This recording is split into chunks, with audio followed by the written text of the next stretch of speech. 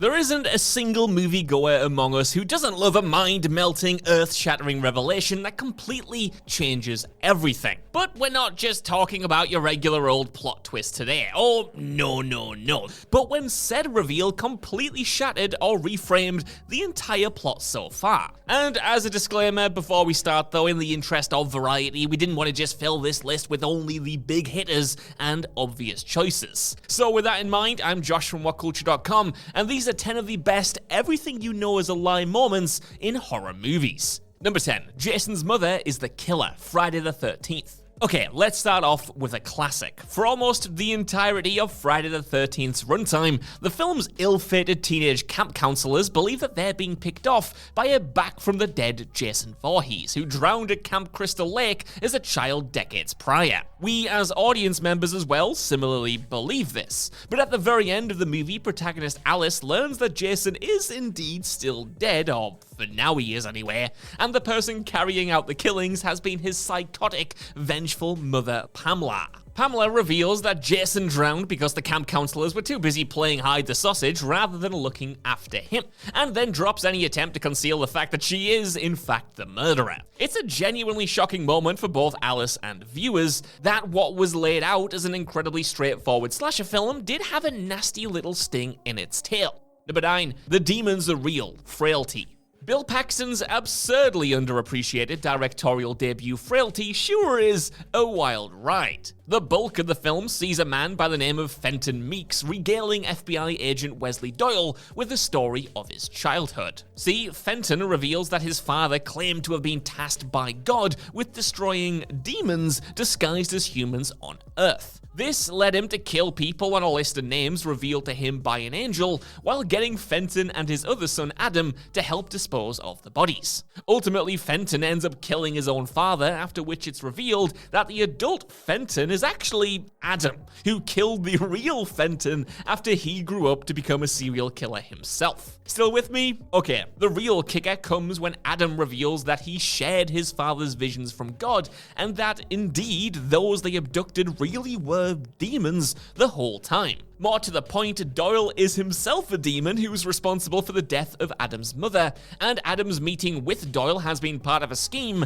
to lure him out into the open, where Adam kills and buries him. Number 8. Esther is an adult, Orphan.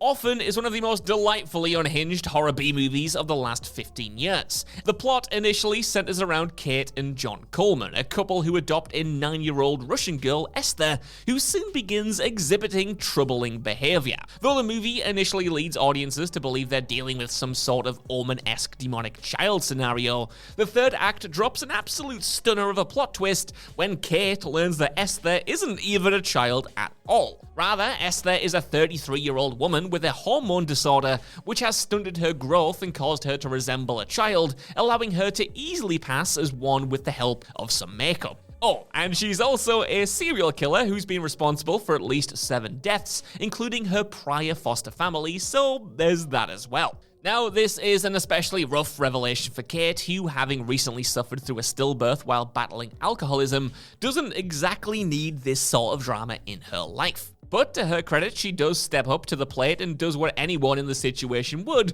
She gives Esther a stiff kick to the face that breaks her neck and sends her to a watery grave.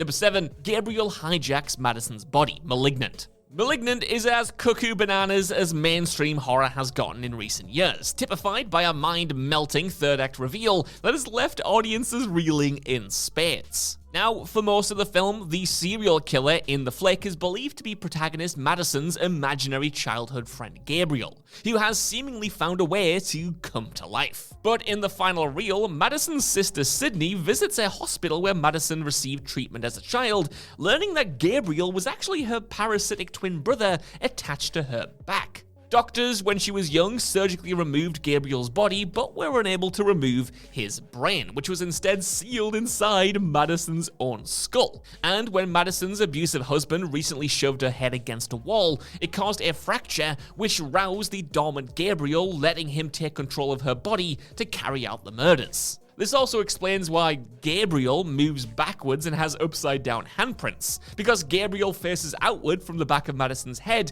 and controls her backwards. Yeah, that's a lot for anyone to deal with, let alone the audience, and that's without even considering the absolute brutal insanity that follows the big reveal.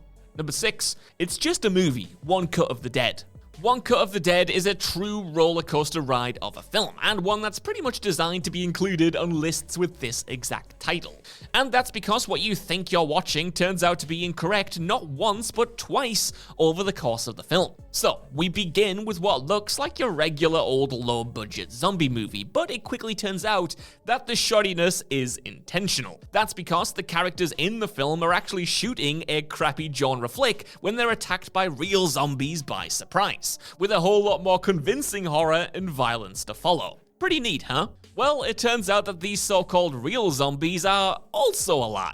That's because this movie within a movie concept is actually just part of another movie the cast are shooting. And the final stretch of the flick shows us that this story about a horror movie crew encountering zombies is just the story of One Cut of the Dead, an ambitious project airing live that can only be captured in one take. The reason for why the production is being made is both hilarious and surprisingly cathartic, but to find out the zombies are real, only to then be told they're actually fake, and what you are watching was just a movie inside a movie, is earth-shattering indeed. Number 5, Grace and her children are dead, The Others. The Others boasts one of the all-time great examples of narrative goalpost moving without it feeling like a cheat. As protagonist, Grace Stewart learns that she's been very, very wrong about the apparently malevolent forces residing in her home. See, Grace believes that the house in which she and her 2 young children live is being haunted by a group of ghosts who claim the house to be theirs. Things get increasingly weirder from here, such as Grace's husband Charles returning from war, despite Grace believing him to have been killed in action. But at the end, Grace intrudes upon a seance being held by the so-called Others, which reveals that, in her despair, she previously smothered her children to death before killing herself. Grace realizes that she, her children, and the house's servants are all dead, while the others she's been afraid of are actually the living residents of the house. Because learning that you're a ghost isn't bad enough, Grace has to deal with the additional horrifying revelation that she murdered her own beloved children. Number 4, Charlie dies early, Hereditary. We've talked loads on this channel about the death of young girl Charlie in Hereditary for a reason, because it truly gave everyone an everything you thought you knew is a lie moment in real time in the cinema. And that's not just because it was an effective twist death, though it is definitely still that, but because the film itself marketed itself entirely around Charlie being one of the main characters. Pretty much anyone interested in this flick by way of the marketing had been subjected to trailer after trailer, implying that Charlie would become the source of the horror in the movie, an innocent young girl who may be becoming possessed and unleashing an evil that would terrorize her family. So to see her decapitated early on, and even more surprisingly, not return even as a supernatural presence in the rest of the flick, told everyone in the audience that all bets were off, and that we truly had no idea where this story was going to go next. Number 3, it's all mad ramblings, The Cabinet of Dr. Caligari. One of the earliest and most iconic horror movies is the still excellent The Cabinet of Dr. Caligari, which sees the titular villainous doctor pull double duty as a guy who goes from town to town to show off his somnambulist and, it's later revealed, the director of an asylum. The general idea is that Caligari floats into town and his sleepwalking buddy kills and kidnaps people at night on his behalf. Our hero, Francis, manages to figure this out, but at first, nobody believes him. So, an entire conspiracy spills out of Francis's investigation, with the character ultimately getting Caligari locked up in his own asylum, job done. But the reality-shattering ending reveals this entire story to just be fiction. In reality, Francis is actually an inmate of an asylum himself, who has fabricated this entire narrative in his head, using other inmates and hospital workers as the basis for his characters. So, it was all a delusion, and the real Dr. Caligari is simply trying to cure this troubled inmate. Number 2, there was no serial killer, bodies, bodies, bodies. The most recent entry on this list pulls off a quite ingenious plot twist by hiding the most obvious solution in plain sight. See, Bodies revolves around a group of rich 20-somethings who spend the weekend partying at a mansion during a hurricane. But before long, the revelers start turning up dead, beginning with the mansion's owner David, who is found with his throat slashed. Throughout the rest of the movie, the group progressively turns on each other in their frustrated attempts to pinpoint who the killer is, resulting in a number of deaths, both accidental and misguided. Eventually, the numbers are whittled down to just partners Sophie and B, who during a final scuffle come across David's phone. Then they watch a video which reveals that David accidentally slashed his own throat with a sword while trying to open a champagne bottle for a TikTok video. And with this video, it's confirmed that, yeah, there was no murderer at all, only one accidental death which kickstarted a paranoia-fueled round of additional ones, an absolutely insane revelation which Sophie and B are left to process off-screen.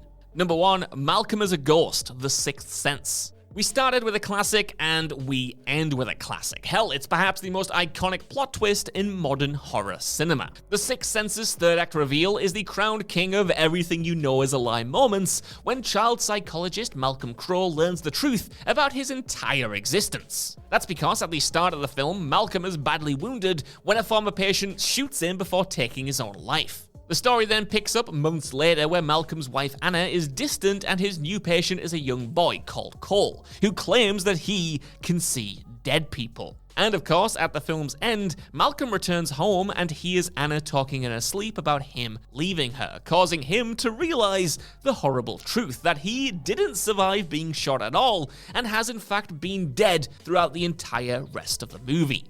So that's our list. I want to know what you guys think down in the comments below. What do you think about these everything you know is a lie moments? And are there any I missed? I mean, I know there's so many I missed, but yeah, hopefully you guys enjoy it and we get to do a follow-up. While you're down there as well, can you please give us a like, share, subscribe, and head over to whatculture.com for more lists and news like this every single day. Even if you don't though, I've been Josh. Thanks so much for watching, and I'll see you soon.